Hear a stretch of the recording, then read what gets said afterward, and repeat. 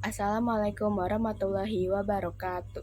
Nama saya Nadiana Makfiroh dari kelas 11 IPS 1. Pada kesempatan kali ini saya akan menjelaskan tentang materi geografi bab 6 yaitu materi keberagaman budaya Indonesia.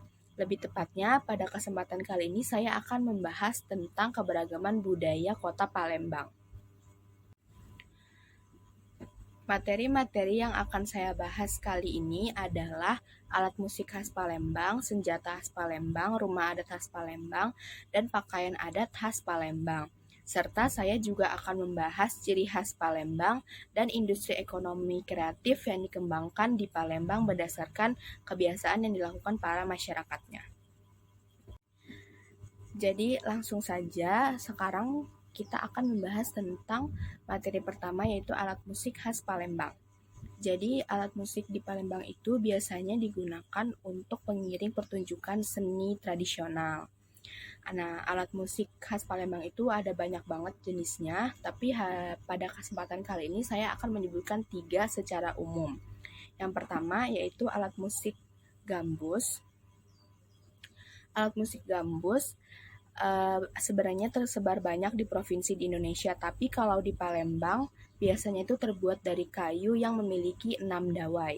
Nah, alat musik gambus sendiri biasanya dimainkan dengan cara dipetik.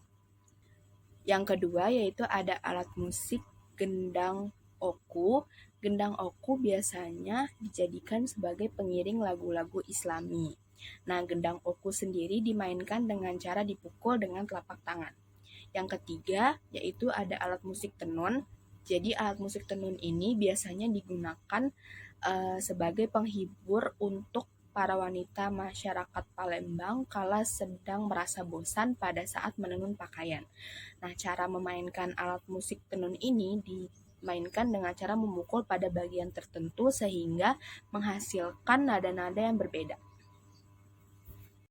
Selanjutnya saya akan membahas mengenai rumah adat khas Palembang. Rumah adat khas Palembang dikenal dengan istilah atau dikenal dengan sebutan rumah limas. Rumah limas ini didesain seperti panggung. Kenapa didesain seperti panggung? Karena sebagian besar wilayah di Palembang itu terdiri dari rawa-rawa dan sungai. Jadi untuk mencegah air masuk, makanya hunian ini didesain seperti panggung. Materi selanjutnya yaitu saya akan membahas tentang senjata khas Palembang.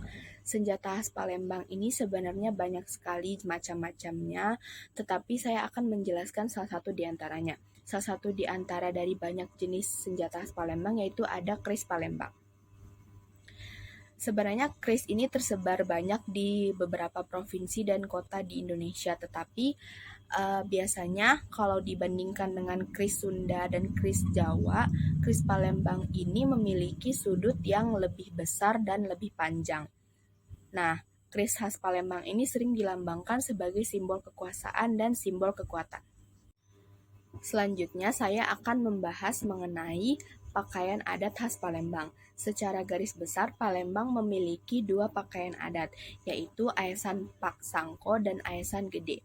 Keduanya memiliki kesamaan tetapi memiliki ciri khas yang berbeda. Namun keduanya sama-sama melambangkan kebesaran kerajaan Palembang. Materi yang terakhir yaitu saya akan membahas ciri khas Palembang dan industri ekonomi kreatif yang dikembangkan di Palembang. Nah, ciri khas dari Palembang itu sebenarnya Palembang itu dikenal dengan sebutan kota Ratu Kain. Dikarenakan Palembang memiliki banyak jenis kain tenun yang dibuatnya. Nah, selain kain, Palembang juga dikenal dengan kulinernya yaitu pempek khas Palembang. Kalau untuk pempek khas Palembang sendiri itu kan sudah terkenal ya karena rasanya enak dan merupakan ciri khas Palembang. Nah, tapi kalau misalnya untuk kain, dari sekian banyak kain tenun yang dihasilkan di Indonesia, salah satunya termasuk kain songket. Kain songket ini berasal dari Palembang. Jadi dari sekian banyak kain tenun yang bentuknya indah, kain songket sendiri ini yang merupakan paling cantik dan memang sudah terkenal di dunia karena bentuknya yang indah. Kemudian saya akan menjelaskan mengenai industri ekonomi kreatif yang dikembangkan di Kota Palembang. Pemerintah Kota Palembang sendiri memfokuskan pada 4 bidang tertentu untuk mengembangkan industri ekonomi kreatif Palembang.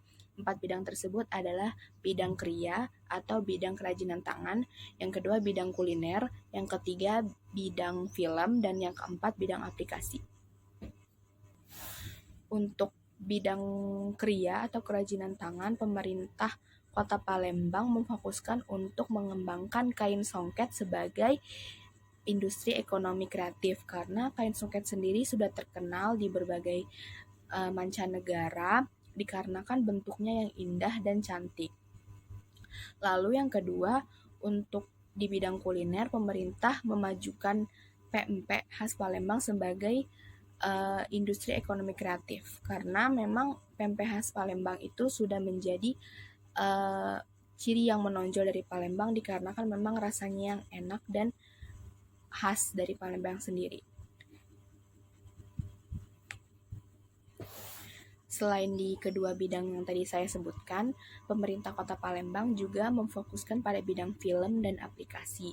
Di Kota Palembang sendiri banyak sekali anak muda yang sudah bisa mengembangkan berbagai macam aplikasi, seperti mereka membuat game online dan membuat aplikasi-aplikasi lainnya yang dapat menunjang kehidupan mereka sehari-hari. Jadi pemerintah Kota Palembang juga memfokuskan untuk memajukan aplikasi sebagai industri ekonomi kreatif. Kemudian yang terakhir yaitu pemerintah Kota Palembang juga memajukan perfilman sebagai ekonomi kreatif, karena di Palembang sendiri sudah banyak orang-orang yang bisa memproduksi film, baik itu film pendek maupun film-film layar lebar yang ditayangkan di bioskop. Baik, cukup saya sudahkan sampai di sini penjelasan materinya. Semoga kita dapat terus mengembangkan budaya-budaya Indonesia dan bisa ikut berpartisipasi dalam pengembangan ekonomi kreatif dari apa yang biasanya kita lakukan. Kurang lebihnya mohon maaf. Wassalamualaikum warahmatullahi wabarakatuh.